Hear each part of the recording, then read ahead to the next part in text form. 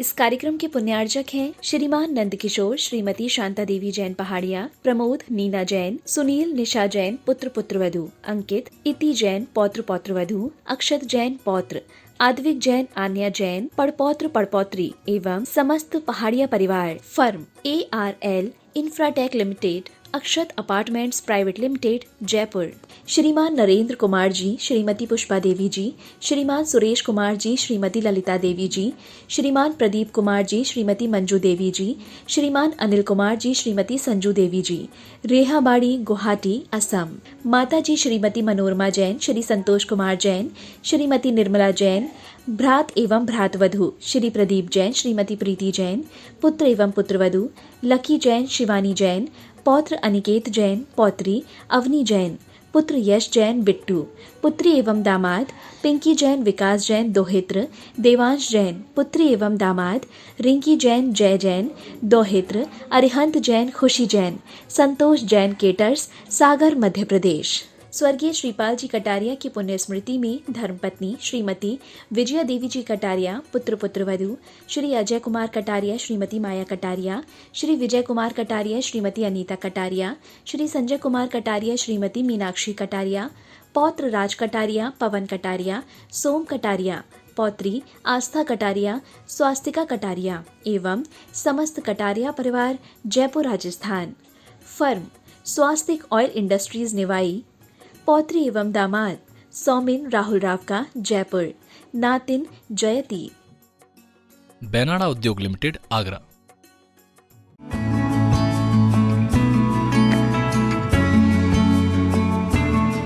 जय जिनेन्द्र नमियोणवढमाणं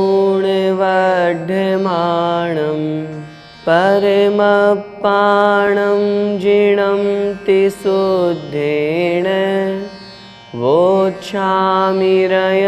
सारं सायारणयारधम्मीणम्।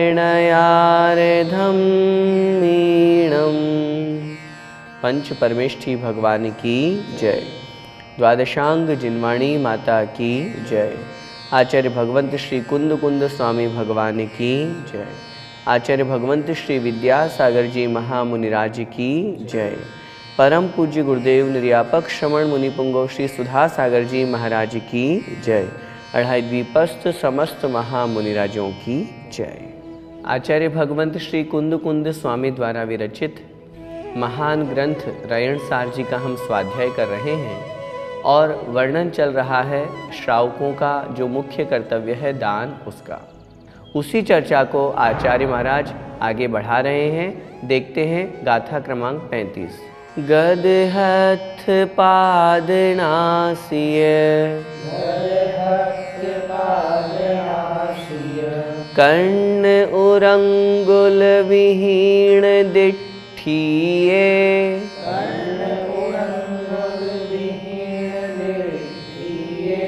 जो तिव्व दुख मूलो, पूया दाणाई दव हरो। बोलिए एक साथ।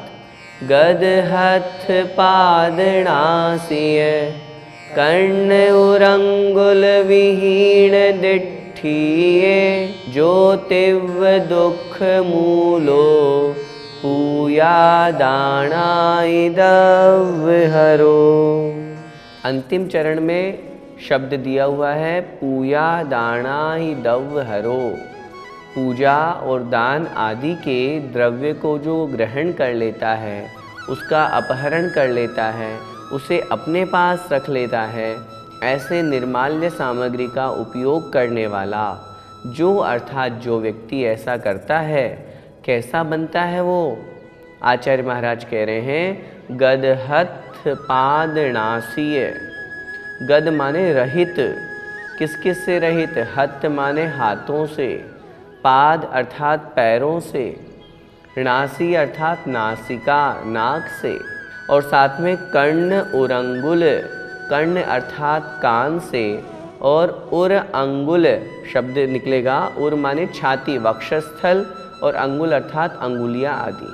जो पूजन का और दान का द्रव्य अपहरण करता है, ऐसा वह व्यक्ति हाथ, पैर, नाक, कान, वक्षस्थल और अंगुलियां आदि से रहित होता है, अर्थात उसके अंग उपांग पूरे प्राप्त उसे नहीं होते, और कदाचित हो भी जाए तो किसी कारण से, किसी निमित्त से वो कट जाते हैं। साथ में कह रहे हैं विहीन दिट्ठिये, दृष्टि से भी वो विहीन होता है, अंधा होता है, अथवा एक आंख से काना पैदा होता है, या कुछ अच्छा हो जाए तो बाद में किसी निमित्त से आंख फूट जाती है, आंखों से दिखना कमज़ोर हो जाता है। ये सब उसे इस फल के रूप में प्राप्त होते हैं। और ऐसा करके तीव्र दुख मूलो, वह दुखों का जो मूल है, दुखों की जो जड़ है, ऐसे इन सब दुखों को प्राप्त करता है, इन सब दुखों से दुखी होता है। क्यों दुखी होता है? क्योंकि उसने कर्म ही ऐसा किया है। आचार्य महाराज इस गाथा के माध्यम से हमें सचेत कर रहे हैं, हमें सावधान कर रहे हैं।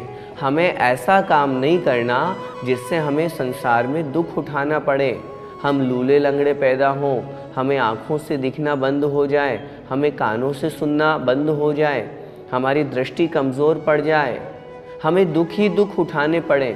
हम क्यों ऐसा काम करें?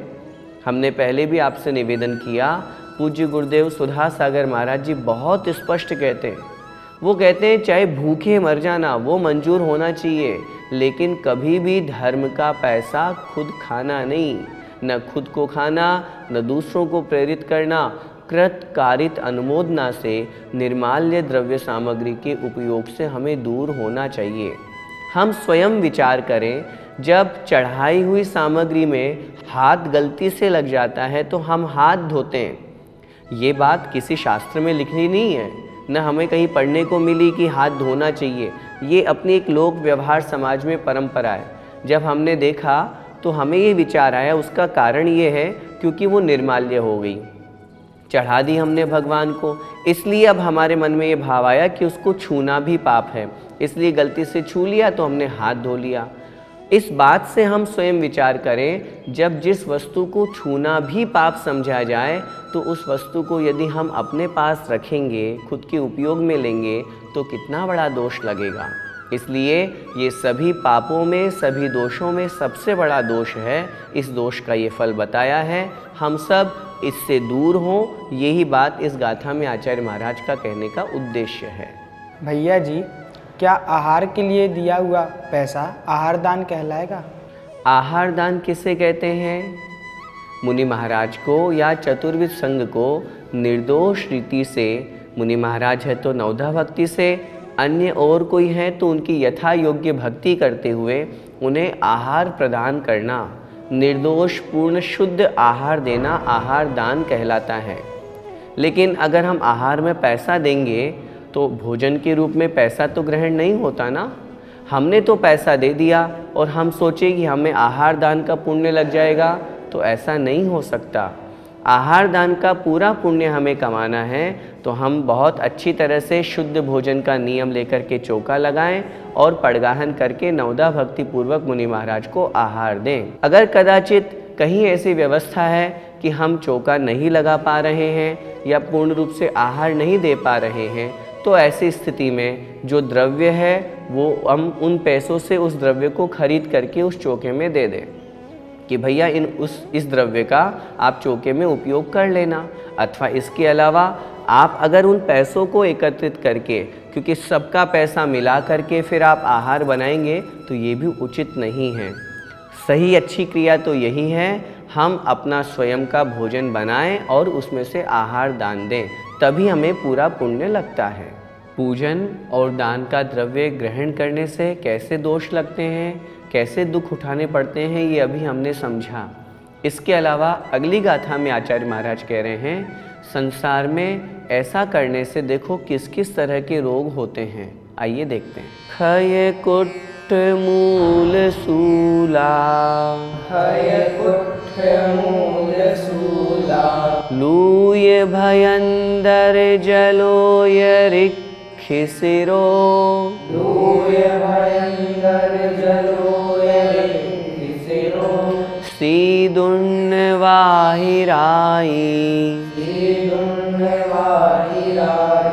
पूयादानन्तरायकं फलम्।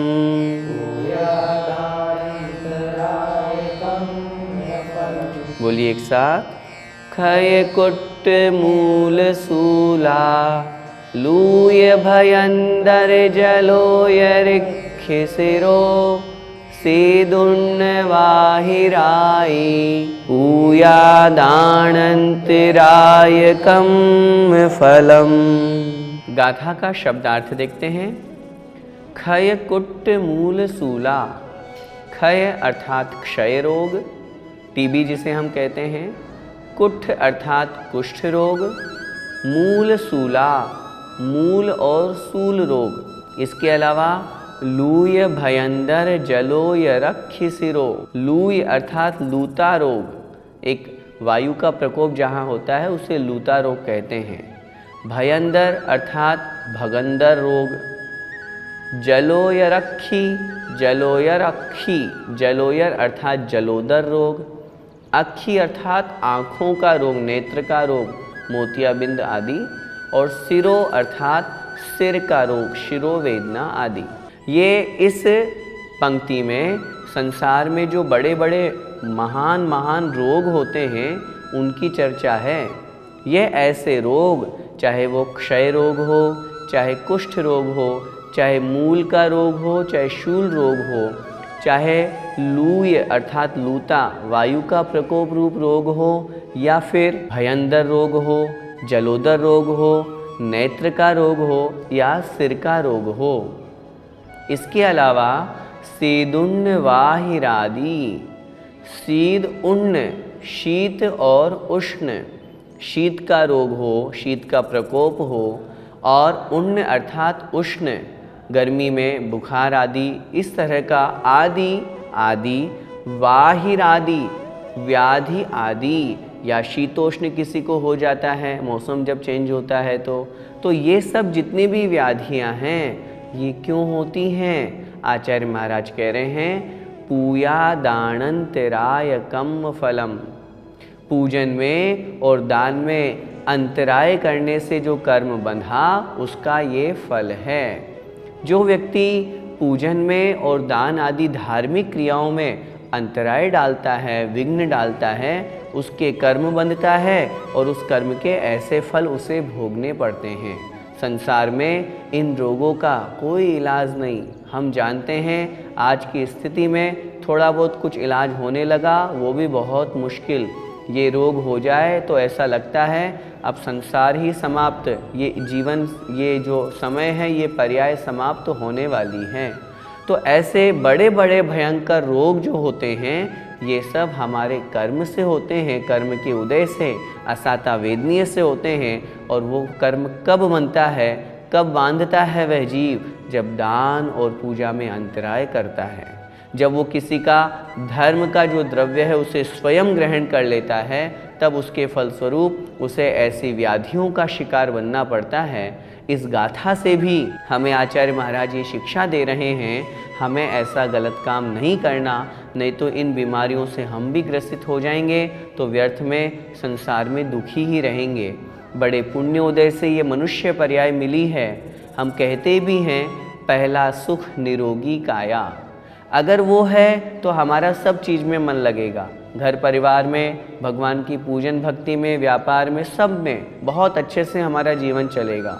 और यदि हमारे शरीर में एक भी रोग हो गया, और आज देखते भी हैं कितने लोग डेली टेबलेट लेते हैं और अपना जीवन चलाते हैं, तो ये सब हमारे कर्म का उदय है। हम ऐसा काम न करें जिससे हमें ऐसे रोग हो जाएं।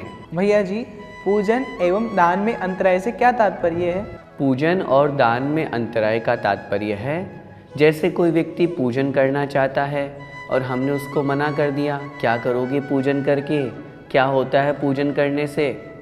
कोई व्यक्ति पूजन करने जा रहा है, जानबूझ करके हमने उसको दूसरे कार्य में लगा दिया ताकि वो भगवान की पूजन नहीं कर सके। ऐसे ही किसी का मन करता है दान देने का, मैं यहाँ दान दूँ, लेकिन हमने उसके ऊपर विघ्न कर दिया, हमने कोई बाधा उपस्थित कर दी जिससे वो दान नहीं दे पा रहा है। ऐसे अनेक कार्य जो धर्म के प्रसंग हैं, न केवल दान और न केवल पूजन में अंतराय डालना, ये तो एक उदाहरण मात्र है। आदि शब्द का यहाँ पर प्रयोग हुआ है। इसके अलावा जितने भी हमारे धर्म के साधन हैं, धर्म की क्रियाएं हैं, उनमें यदि कोई बाधा डालता है, कोई कहता है मुझे दान करना है और आपने कह दिया पैसा खुद का लेकर के आओ, जब तक वो हमारे अधीन हैं, हमारा कर्तव्य है हम अपने बच्चों को पैसा दें और मंदिर में, गोलक में वो वहाँ पर दान करें। और अगर हम उसमें विघ्न डालते हैं, हम उसको दान नहीं करने देते हैं, तो निश्चित रूप से हमारे दानांतराय कर्म का बंद होता है। और अंतराय कर्म का मतलब होता है विघ्न डालना। अगर हमने किसी के अच्छे कार्यों में, धर्म कार्यों में विघ्न डाला है, तो हमें भी उसका फल भोगना पड़ेगा। ये बात हमें अच्छी तरह से समझनी चाहिए। सबसे पहला कर्तव्य है हम स्वयं वो क्रिया करें। अगर नहीं कर रहे हैं तो जो कर रहा है कम से कम उसमें तो विघ्न नहीं डालें, उसमें तो बाधा उपस्थित नहीं करें। कोई पढ़ रहा है तो हम लाइट बंद नहीं करें, कोई अच्छी तरह से भगवान जिनेंद्र देव की भक्ति पूजा कर रहा है तो हम वहाँ शोरगुल नहीं करें। इन सब चीज़ों को हम ध्यान रखेंगे तो हम उस बाधा से, उस अंतराय से दूर होंगे और इन कर्मों का हम बंद नहीं करेंगे। तो आज की कक्षा में हमने क्या पढ़ा? 2 गाथाओं से हमें पूजन का, दान का या धर्म का कोई भी द्रव्य है स्वयं के उपयोग में नहीं लेना। यदि उपयोग में लेंगे तो हमें निर्माल्य का दोष लगेगा। और जो हमने पढ़ा, शरीर के अंग भंग हो जाते हैं, जो उपांग है, हमारी अंगुलियां, हाथ, पैर, नाक, कान आदि, इनसे रहित होकर के जन्म होता है। कौन चाहता है कि हम विकलांग हो? इसके अलावा हमने जो दूसरी गाथा पढ़ी, शरीर अच्छा मिल भी गया तो कोई ऐसे रोग हो गए जिससे पूरा जीवन खराब हमारा हो गया। हम धर्म करना भी चाहें तो भी नहीं कर सकते, पूजन करना चाहें, अभिषेक करना चाहें तो भी नहीं कर सकते। तो ये ऐसे रोग क्यों होते हैं? जब हम निर्माल्य का भक्षण करते हैं, जब हम धर्म का पैसा खा जाते हैं, जब हम जिस निमित्त से पैसा दिया गया है धर्म कार्य में लगाने के लिए, उसे अपने उपयोग में ले लेते हैं, तब हमें ऐसे फल प्राप्त होते हैं। कौन चाहता है ऐसा कि हम ऐसे रोगी बने? हम नहीं चाहते ना। तो इसलिए हमें निर्माल्य से दूर होना है। जो चढ़ा दिया वो चढ़ गया, अब उस पर हमारा कोई अधिकार नहीं। धर्म का पैसा है, धर्म में ही लगे, निजी उपयोग में ना हो। इस बात का विशेष रूप से हमें ध्यान दे करके अपना दान धर्म का कर्तव्य निभाना चाहिए। हम सब ऐसा करें। इसी मंगलमय भावना के साथ बोले द्वादशांग जिनवाणी माता की जय। जय जिनेंद्र।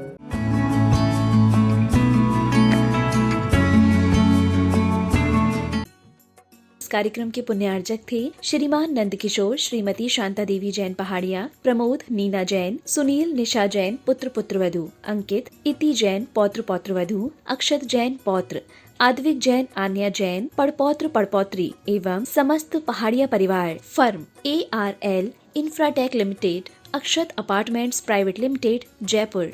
श्रीमान नरेंद्र कुमार जी, श्रीमती पुष्पा देवी जी, श्रीमान सुरेश कुमार जी, श्रीमती ललिता देवी जी, श्रीमान प्रदीप कुमार जी, श्रीमती मंजू देवी जी, श्रीमान अनिल कुमार जी, श्रीमती संजू देवी जी, रेहाबाड़ी, गुवाहाटी, असम। माता जी श्रीमती मनोरमा जैन, श्री संतोष कुमार जैन, श्रीमती निर्मला जैन, भ्रात एवं भ्रातवधू श्री प्रदीप जैन, श्रीमती प्रीति जैन, पुत्र एवं पुत्रवधू लकी जैन, शिवानी जैन, पौत्र अनिकेत जैन, पौत्री अवनी जैन, पुत्र यश जैन, बिट्टू, पुत्री एवं दामाद पिंकी जैन, विकास जैन, दोहित्र देवांश जैन, पुत्री एवं दामाद रिंकी जैन, जय जैन, दोहित्र अरिहंत जैन, खुशी जैन, संतोष जैन, केटर्स, सागर, मध्य प्रदेश।